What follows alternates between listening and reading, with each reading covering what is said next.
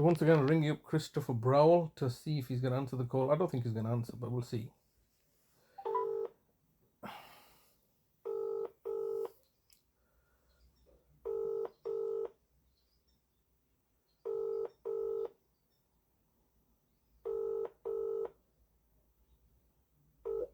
This is the Vodafone voicemail service for 07769247196. Please leave a message after the tone. When you finish recording, please hang up or press the hash key for more options. Oh yes, hello Mr. Browell, it's Mr. Hussain here, once again ringing yourself up regarding my brother Mr. Talib Hussain, and today's date is Friday the 8th of September 2023 at midday, and I'm once again leaving yourself a message asking you to contact me regarding the health and welfare of my brother. Obviously it's completely one calendar month that we've not seen our brother or heard from him or know anything about him. The idea that the police have put on bail condition upon me when they were at the property for less than half an hour and arrested me, this was quite clearly evidently commissioned by the local authority. The police do not kidnap people like in the manner that they have done so and abduct them and hand them over to you in order to meet your best interest and needs. This is something that the police simply wouldn't do. It's simply because that you, the local authority, have privately commissioned out the services of the police, like you previously privately commissioned out the services of the judiciary and the judges and the solicitors and the barristers. I have a long history with you, Bradford Council, about doing this. It doesn't surprise me that everybody's being bought off. What did surprise me is the fact that you privately commissioned off my own siblings, Shaider and Adalat and Halda. Yeah, that is surprising. Where family members who should be looking to act in the best interest of their kinship relations is actually selling themselves to the local authority in order to meet the local authority's narrative and objectives. Today is the 8th. It's been exactly one calendar month that you've abducted my brother and not told us anything about him. I've just got one email now recently in the last day or two from Mr. Kenner giving me some gobbledygook about how my brother's recovering and he's like gonna be cared for. What do you mean he's gonna be cared for? You can't care for him. You understand? It's just simply because was charging £1 million a week, and thus for those reasons you've done this, and only for it to be charged at £1 million a day now. So this is the reason why. I mean, it sounds ludicrous to start with, but can you understand the fact that you're not acting with any law, within any legal framework? You're simply saying, well, we don't need to abide by the law because we're above the law and we can do as we please, because at the end of the day, nobody's going to listen to you. We've got the police in our back pockets. We've got all the judges and the judiciaries and the court system all in our back pockets, committing criminality and fraud, and nobody's going to listen to you as a disenfranchised carer, but everybody's going to listen to us as the high and mighty local authority, and so therefore we can do as we please. But the bottom line is that my brother never lacked mental capacity. Any attempt to say now that he lacks mental capacity is going to be clearly challenged because of the fact that you have put him into this mental distress and taken him away from his family. Today is another lovely day, a day that me and my brother could be enjoying together. I could be helping him recover, and I did help him recover, spent 2 years helping him recover from the trauma that you caused by kicking us out of the city at the height of the pandemic, not recognizing my brother Talib's rights, not letting him see his mother, not recognizing me as his carer, persecuting and victimizing me. So as a result of this, I spent a considerable amount of my time dealing with this psychological trauma that you created, only for you to once again kidnap him. I feel very sorry for my brother. He's going to be alarmed and distressed and isolated and alone, and you're going to try to get him Adalat that's been abusing him in the past, or Shaider or Halda, that have no vested interest in him and refusing to recognize myself as his nearest relative, as the greatest stakeholder in his welfare. I am his family. There is no other family, okay?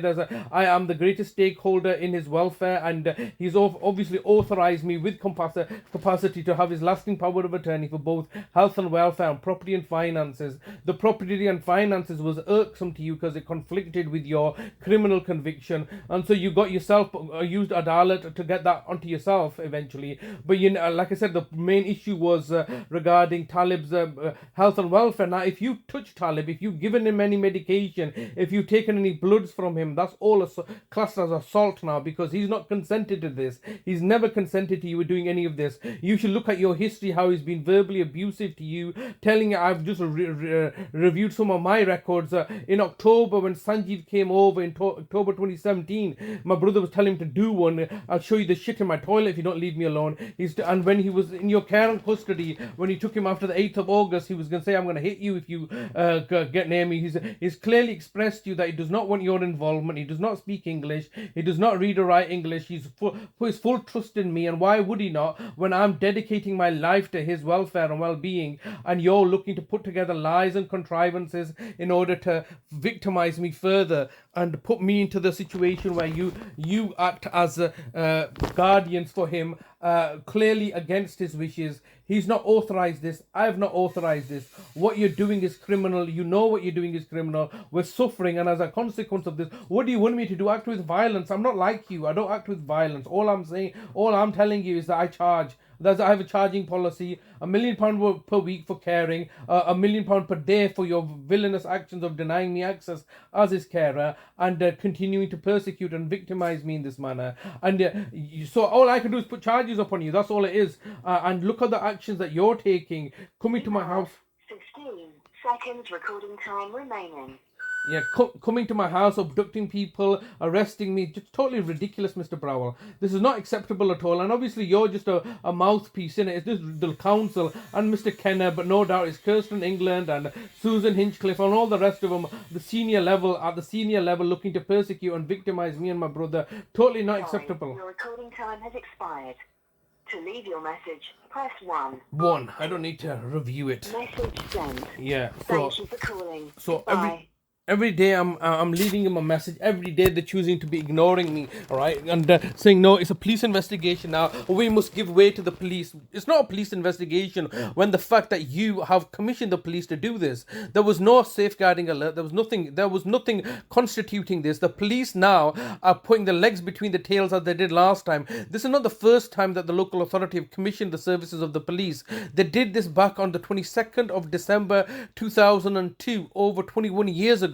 That's the first time that they commissioned the services of the police and had me arrested, and were going to have me prosecuted for what? For caring for my father. Absolutely horrendous. At the time it was my father, then they tried to target me for Nazim's death, then they got involved in my mother's death, and now they've taken my brother Talib, and ongoing in it. For 21 years they've been hounding and persecuting me, destroying my life, and I'm still fighting them as best as I can. But totally horrendous and ridiculous and stupid of them to continue to antagonize me like this. But what can I do? So obviously I'm a single guy on my own. These people have got the police. They'll just end up shooting me or something, or killing me, and nobody's any the wiser, because this fraud and deception and corruption that they're committing against vulnerable adults in adult social care is basically the cash cow, which can justify them getting more and more money from the government and more money from the public, and yet not spending it or looking after the vulnerable people. They can't even look after children.